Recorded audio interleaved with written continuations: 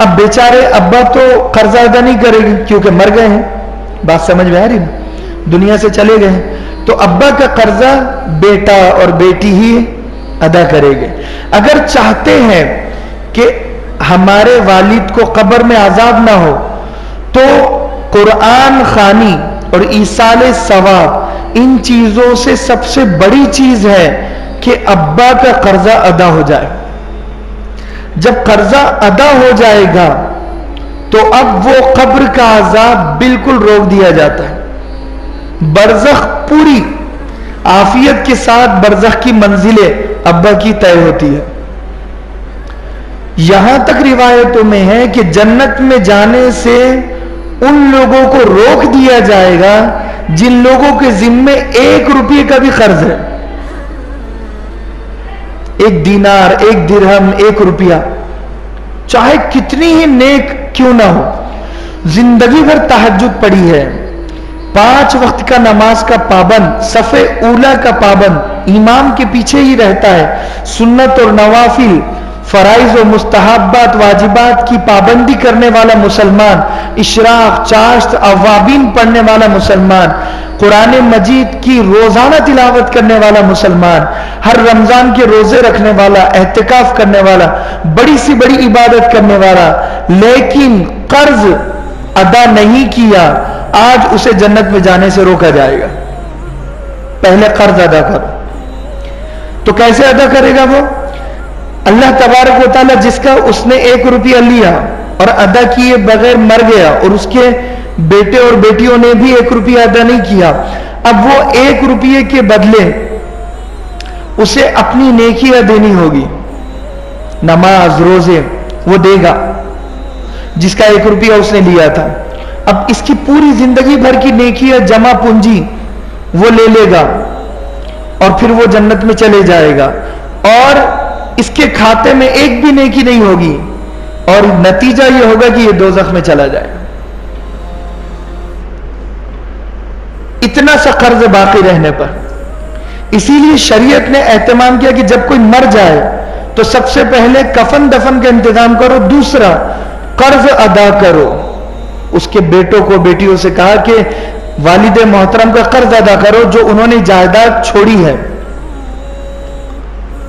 اور تیسری چیز وصیت، بہت غور سے سننا، اللہ کرے بات سمجھ میں آ جائے۔ جائز وصیت، مثال کے طور پر کسی نے وصیت کی کہ میری خواہش ہے کہ میرے نام کی مسجد بنا دی جائے، میری خواہش ہے کہ 10,000 روپے فلاں کو دے دیے جائے، جائز وصیت، ناجائز وصیت نہیں۔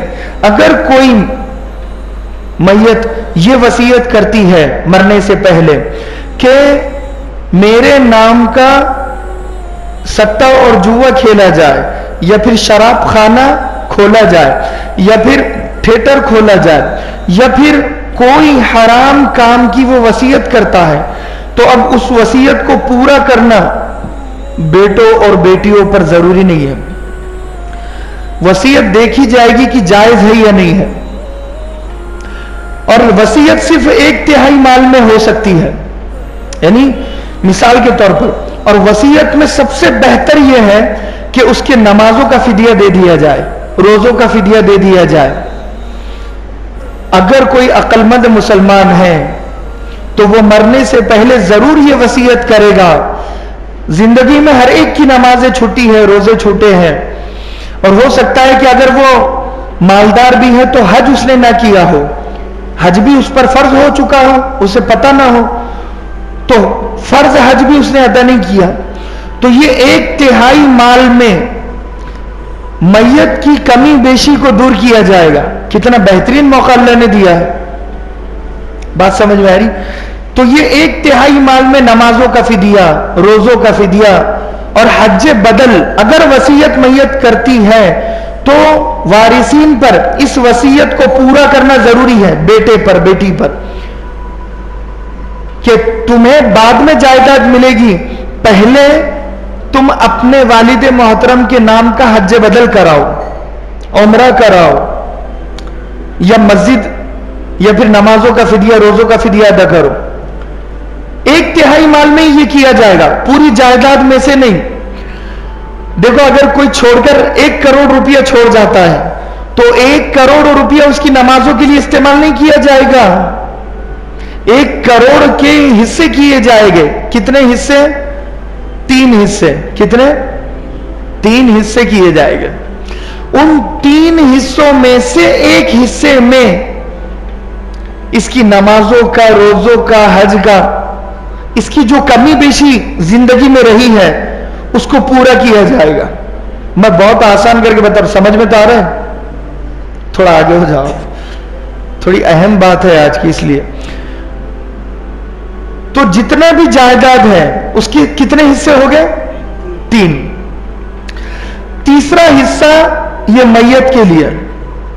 جو 2 حصے ہیں وہ 2 حصوں میں والدین، میاں بیوی اور بیٹا بیٹی، اس میں وراثت. یہ 1 حصہ اس کا اپنا پرسنل ہوگا میت کا. اگر وہ وصیت کرتا ہے تو، اگر وصیت نہیں کرتا ہے تو وہ 1/3 میں بھی اس کا حصہ نہیں رہے گا. لیکن اگر بیٹے نیک ہے، اگر دین کی تعلیم دی ہوگی تو بیٹے آپس میں بیٹھ کر، بیٹے بیٹیاں وارثین بیٹھ کر یہ کہتے کہ ابا تو وصیت کرنا بھول گئے، لیکن دیکھو میت کا 1/3 حصہ ہوتا ہے جائیداد میں، کیوں نہ ہم ہمارے ابا جان کی 1/3 حصے میں سے نمازیں ان کی چھوٹی ہوگی، روزے ان کے چھوٹے ہوگے، کیوں نہ ہم سب رضا مندی سے، آپس کی باہمی سہمتی سے ہم 1/3 حصہ ان کا نکالے اور نماز، روزوں اور حج کا فدیہ ان کا دے دیں گے. ابا نے وصیت نہیں کی، لیکن یہ سب آپسی سہمتی سے وارثین بیٹھ کر اگر رضامندی سے کرنا چاہتے ہیں تو کر سکتے ہیں، لیکن ان پر ضروری نہیں ہے، وہ ان سے پوچھ تاچھ نہیں ہوگی. لیکن اگر میت نے وصیت کی ہے پھر بیٹے اور بیٹیوں سے پوچھ تاچھ ہوگی، پھر ضروری ہے ان پر کرنا ہوگا. تو کتنا ہوگا؟ 3 حصے. 1 کروڑ کے 3 حصے کتنے ہو گئے؟ ارے بھائی بولو. 33 لاکھ ہے، 90 لاکھ، 33.33 ہزار. یہ پکڑو آپ.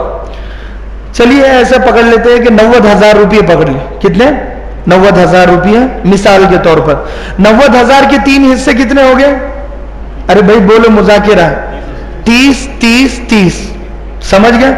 تو یہ جو 30,000 روپیے ہیں، یہ 30,000 روپیے میں سے اب میت یعنی والد محترم مرحوم جن کا انتقال ہو چکا ہے، انہوں نے نمازیں، روزے جو چھوڑے ہیں ان کا فدیہ یہ 30,000 روپیوں میں سے ادا کیا جائے گا. بات سمجھ میں آ رہی؟ نمازوں کا، روزوں کا 30,000 میں سے.